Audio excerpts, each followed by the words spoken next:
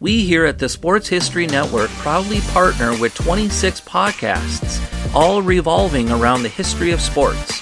But did you know that many of our hosts were sports history authors way before they started their shows?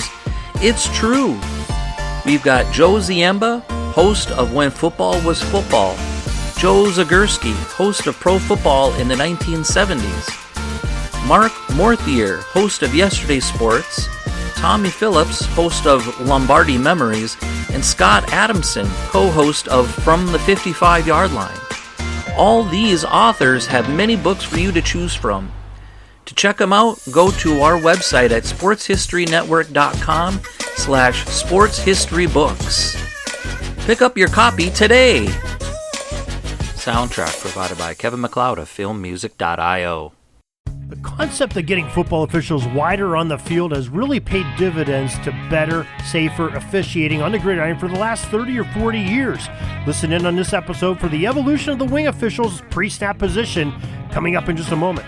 This is the Pigskin Daily History Dispatch, a podcast that covers the anniversaries of American football events throughout history on a day-to-day basis. Your host, Darren Hayes, is podcasting from America's North Shore to bring you the memories of the gridiron, one day at a time.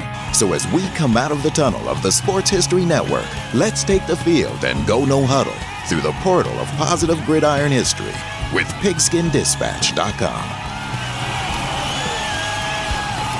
This podcast is part of the Sports History Network, your headquarters for the yesteryear of your favorite sport. You can learn more at sportshistorynetwork.com.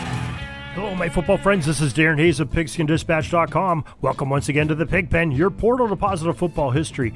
And we are going to talk a little bit about some of the officiating mechanics and how that's changed a little bit. And maybe some of you have noticed that over the last 50, 60 years. The head linesman and the line judge are what we call sideline officials, the wing officials. And they have the best view of the line of scrimmage before each play of anybody in the house. They are positioned right over the neutral zone on each end of the field, each sideline on the field. So they definitely have the best view. Now, before each snap, they line up across from each other and making sure their pre-snap duties, which include the amount of substitutes coming off of their respective sidelines, count how many players for one of the teams, and maybe they have the offense or they have the defense as a second count. Down and distance is very important. And making sure that neutral zone is clear except for maybe the arm and head of the snapper, and watching for false starts along that line. That's their pre-snap duties. Now, that's really pretty much what we're going to talk about in this segment. But the wing officials were not always on the sidelines. You watch right now in an NFL game, a college game, a high school game, most little kids' games, little gridders and the like, where you have at least 4 officials out there.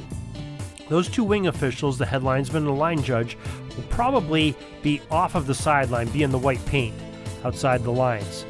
But it wasn't always the case. When I started officiating back in the late 1980s, the theory was, as a wing official on a 5-man crew, that you would be just a few yards wider than the widest offensive player to your side.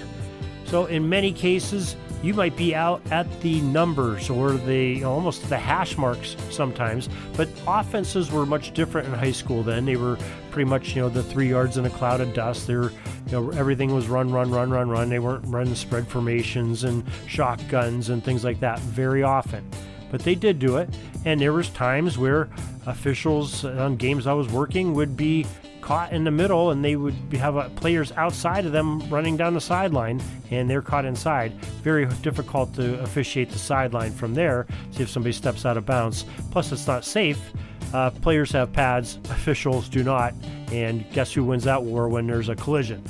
Usually not the official. Guy in stripes is usually laying on the ground, and I've had that happen to me before.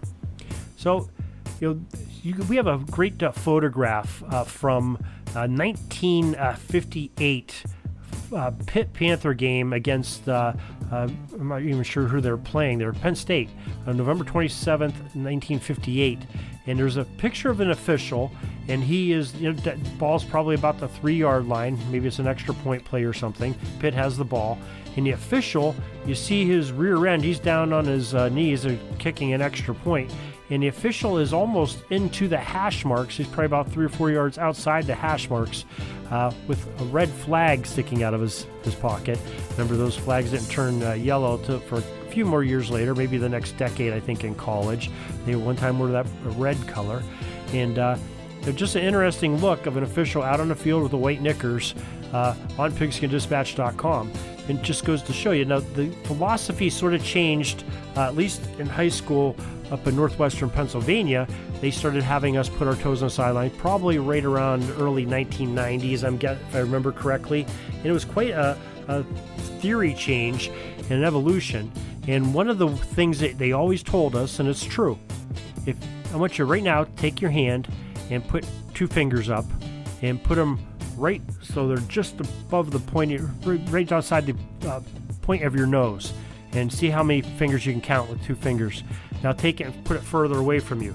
Definitely can see it with a little bit more distance. That's the same concept when you are officiating. If you're up so close to the play, you may not see everything. You can only focus on 1 or 2 things. But if you back off of that and you look in your periphery, you see a lot more. That's why, a lot of times you're in the stands or you're watching on television, you're at a greater distance than the officials are. Well, you see a little bit more what's going on than they have. You have a better vantage point, and you can use your periphery and bring everything into the focus at one time, where an official doesn't always have that luxury, but the best that they can do is get off that sideline. It's safer for them, it's safer for the players, and it's also, they have a better view of the game and can officiate a much better game that way. So that's what the philosophy of sideline wing officials, with their toes in the paint or off the paint, outside the paint. And you definitely want to do that. And there's some other great things that they do, but that's the basics of a pre-snap for a head linesman, or I guess they just call them linesmen now, or a line judge. The linesman is the one that takes care of the chains most of the times too. The box and down and distance guys, those are under the care of the head linesman or the linesman in this case, or linesperson. We do have some young ladies that are officiating the college and high school and professional ranks now, so we'll say line person and line judge. And the line judge pretty much is the guide to the referee to tell where the ball is as far as they are in the chains. So when I was a line judge for many years, and a lot of times I had the best view of if it was a first down or not, and I could tell the referee, hey, take a look at this, or it's close, or it's going to be 3rd down, or whatever. And usually the referees, they could trust their line judge. And when I was a referee, I definitely trusted my line judge, because I knew what a better view he had than anybody else did.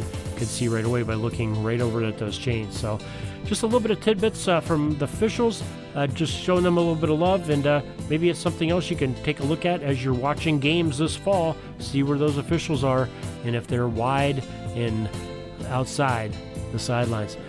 So that's a little bit of our football history today. Great picture on pigskindispatch.com. Hope you enjoyed it. And until tomorrow, everybody, have a great gridiron day.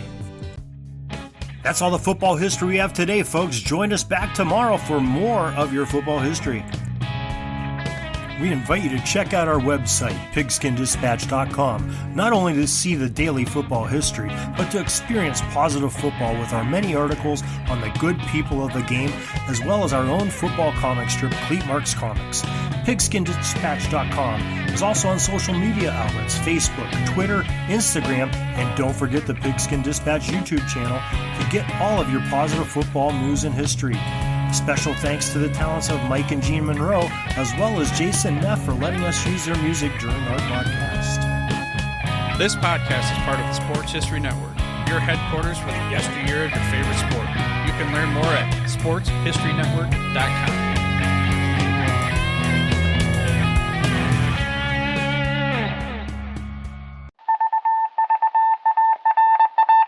It was just another ordinary day in the offices of the Pittsburgh Guardian newspaper circa 1924. But for Marla Delft, assistant editor, everything was about to change. For she was about to discover the awesome attractiveness of Row 1 brand retro sports paraphernalia items thanks to Orville Mulligan, sports writer. And there it is. Wow, Orville, that's really the bee's knees. Isn't it just? A poster-sized replica of the actual 1909 World Series program cover. I can see that. But where did you get it? And where'd you get it framed? I ordered it from the Row 1 website, where over 6,000 items of sports memorabilia from the 1880s to the 1990s are available for reproduction in multiple sizes and in several different materials, with over a dozen styles of frame to choose from for prints like this. Well, I'm sure Mr. Delft would love to put up more of these in the office. But I'm equally as sure they're beyond this newspaper's budget. Not at all, my dear Marla. See for yourself. Go to sportshistorynetwork.com/row1. sportshistorynetwork.com/row1. Oh my, these are good prices. Oh, and look at this stuff.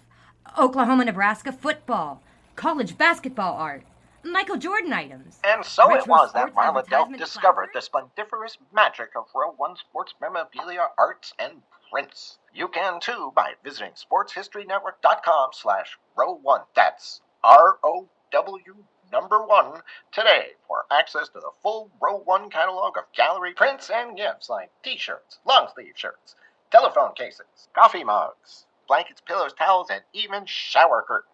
Act today for 15% discount off all prints with coupon code SHN15 and 20% off all other items with coupon code SHN20 at checkout. And keep your dial locked to the Sports History Network for the exciting chronicles of the 1920 sports world in Orville Mulligan, Sports Writer. Coming soon.